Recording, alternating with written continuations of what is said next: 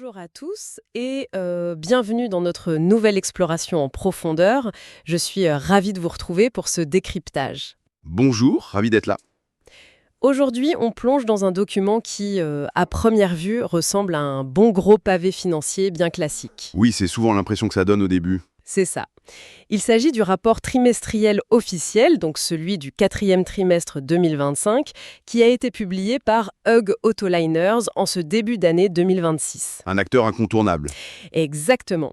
Pour ceux qui écoutent et qui suivent de près la logistique mondiale, ce géant du transport maritime de véhicules n'a vraiment pas besoin d'être présenté. Non, c'est un poids lourd du secteur RoRo, le fameux Roland Roloff. Voilà, et l'idée de notre analyse d'aujourd'hui, ce n'est surtout pas de faire une simple lecture comptable, ligne par ligne. Ce serait beaucoup trop ennuyeux.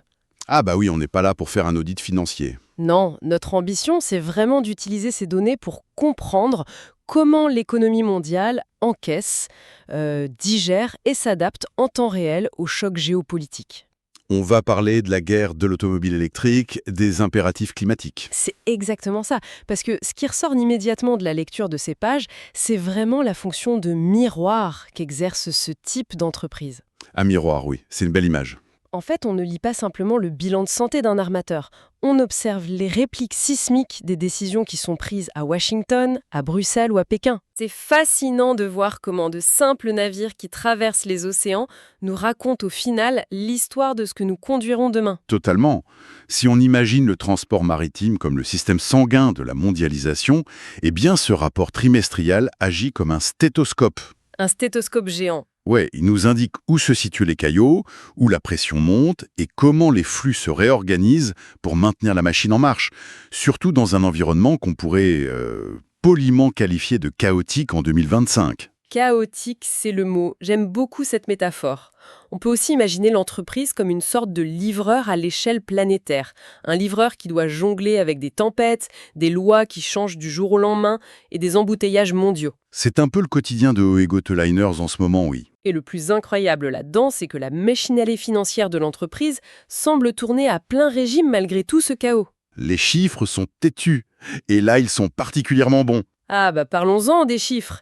Sur l'ensemble de l'année 2025, l'EBITDA a atteint les 621 millions de dollars américains. C'est une performance remarquable. Et les revenus annuels ont franchi la barre du milliard avec 1,426 milliards de dollars. Pour le seul quatrième trimestre, le bénéfice net s'établit à 105 millions. Mais il y a une petite subtilité sur le quatrième trimestre, justement. Oui, j'allais y venir. En regardant les indicateurs de rentabilité, l'EBITDA du quatrième trimestre marque une légère pause. Il s'affiche à 145 millions de dollars contre 155 millions au trimestre précédent. Alors, cette contraction très spécifique de l'EBITDA sur la fin de l'année, elle trouve son explication dans la mécanique opérationnelle quotidienne. Qu'est-ce qui s'est passé exactement ? En fait, le rapport pointe une légère érosion des taux de fret net. Ils se sont stabilisés à 79 $ par mètre cube net. 79 $, ça paraît peu dit comme ça, mais sur les volumes qu'ils transportent. Voilà, c'est ça. Quand on parle d'un volume global de plusieurs millions de mètres cubes, une variation même infime du taux unitaire ampute mécaniquement le résultat de plusieurs millions. Je comprends. Et il y a aussi une histoire de navires en moins, non ? Exactement. Il y a une décision stratégique de gestion de flotte. Ils ont opéré avec 2 navires de moins sur ce trimestre en attendant l'arrivée de nouveaux bateaux. Donc ce creux de rentabilité, ce n'est pas du tout le symptôme d'une demande qui s'essouffle. Pas du tout. C'est juste une transition capacitaire très millimétrée. D'ailleurs, le niveau de confiance de la direction face à cette transition est vraiment palpable. Le PDG Andreas Enger résume très bien la situation. Il dit que 2025 a été une autre année forte pour Hug Autoliners, avec des performances solides malgré un environnement complexe et volatile. Et cette confiance, elle ne se traduit pas que par des mots. Elle se voit dans leur politique de dividendes. Oui, alors ça, c'est le concept clé qu'il faut absolument qu'on explique pour notre public. La stratégie de redistribution est implacable. Ah, elle est extrêmement agressive. Il redistribue 100% du flux de trésorerie disponible, le fameux free cash flow, sous forme de dividendes. Qu'est-ce que ça signifie concrètement sur les marchés, Chouem ? Eh bien, une distribution intégrale du free cash flow, c'est un signal très fort. Dans une industrie aussi intensive en capital que le transport maritime, vider la caisse des liquidités excédentaires chaque trimestre, ça implique une visibilité exceptionnelle sur les revenus futurs. Pour le 4e trimestre, on parle d'une enveloppe de 99 millions de dollars payable en mars 2026. Ce qui fait à peu près 0,519 $ par action. C'est un modèle ultra favorable aux actionnaires. C'est clair. Et tout ça nous amène sur le terrain de la géopolitique, parce que c'est elle qui dicte littéralement la trajectoire de ces navires. La géopolitique, c'est le vent dans les voiles de ce secteur. Ou la tempête, selon les jours. Le rapport souligne que les ventes mondiales de véhicules légers ont atteint 24,6 millions d'unités sur le trimestre. C'est un marché immense. Mais quand on regarde la répartition de cette demande, ça raconte une histoire fascinante. Prenons les États-Unis par exemple. On observe une contraction notable de la demande en fin d'année. Oui, et on pourrait penser à un ralentissement économique classique, mais en réalité, l'explication est ailleurs. C'est lié au comportement des importateurs plus tôt dans l'année, c'est ça? Absolument. Le marché nord-américain a été dominé par un phénomène massif d'achats anticipés. C'est ce qu'on appelle le pre-buying. Les fameux achats de précaution. Voilà. Les consommateurs et les importateurs ont précipité leurs achats lors des trimestres précédents, avant l'entrée en vigueur des tarifs douaniers de la nouvelle administration, les fameux tarifs Trump. Et là, il faut faire une petite pause. Il est important de préciser, pour ceux qui suivent cette analyse, que l'on rapporte ces faits de manière purement objective. Tout à fait. Qu'il s'agisse des tarifs Trump, des tarifs d'importation sino-européens ou des frais portuaires, nous ne prenons aucune position politique. C'est une simple lecture des forces économiques en présence. C'est la réalité du terrain pour une entreprise de logistique. Ils ne font pas de politique, ils s'adaptent aux règles. Et ces règles ont un coût. Le rapport mentionne d'ailleurs un détail mémorable concernant les frais portuaires américains de l'USTR. Ah oui, cette ligne dans le bilan est très parlante. Ces frais controversés ont été suspendus pour 1 an à partir du 10 novembre 2025. Mais malgré cette suspension, ils ont tout de même coûté environ 5 millions de dollars à l'entreprise au 4e trimestre. Ça montre bien l'inertie et le coût d'attrition immédiat de ces politiques tarifaires. Exactement. Et on observe cette réactivité face aux régulations de manière spectaculaire en Europe aussi, mais avec une dynamique inverse. Oui, l'Europe a enregistré une croissance forte, on parle de 6% au 4e trimestre. 6%, c'est énorme. Et le moteur de cette hausse, ce n'est pas une soudaine frénésie d'achat. Non, c'est le plan d'action de l'Union européenne, le EU Action Plan.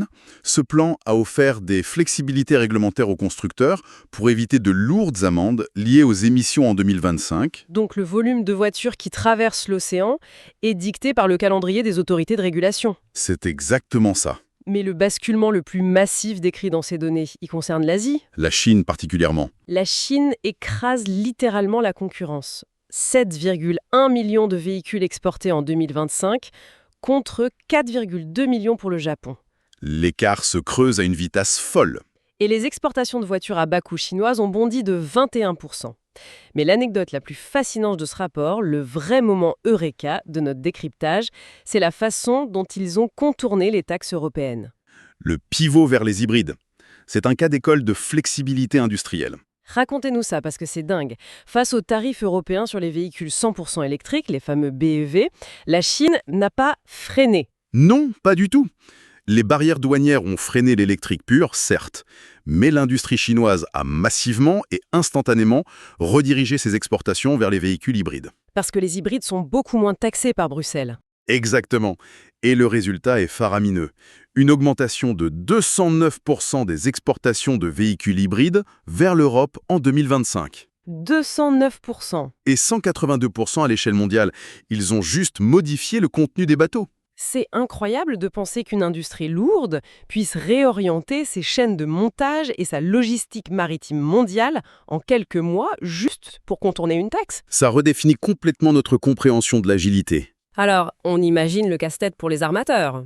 En parlant de cargaison, le segment High and Heavy, donc les équipements de construction, les engins miniers, c'est une autre paire de manches. Oui, c'est un marché qui a beaucoup souffert récemment. Le rapport note que ce marché touche le fond en 2025. On espère une reprise pour 2026. C'est l'anticipation actuelle, oui. Mais il y a un détail notable, une chute de 10% en Amérique du Nord. Cette baisse de 10%, elle s'explique par 2 facteurs.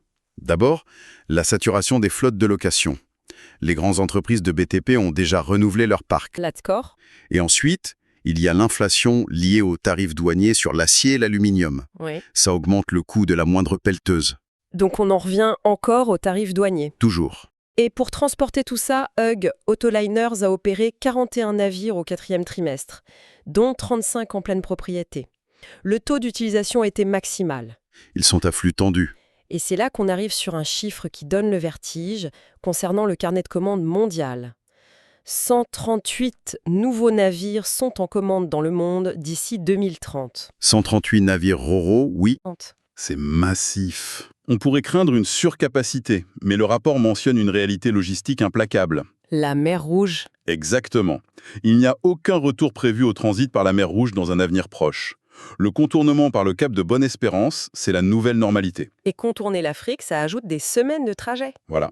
Donc ces 21,5% de nouveaux navires, ils ne vont peut-être même pas servir à absorber une hausse de la demande, mais juste à compenser cette perte d'efficacité. Il faut plus de bateaux pour transporter le même nombre de voitures sur une année, simplement parce que le trajet est plus long. C'est de la pure géométrie. Ce qui nous amène de front sur un autre défi majeur, l'environnement.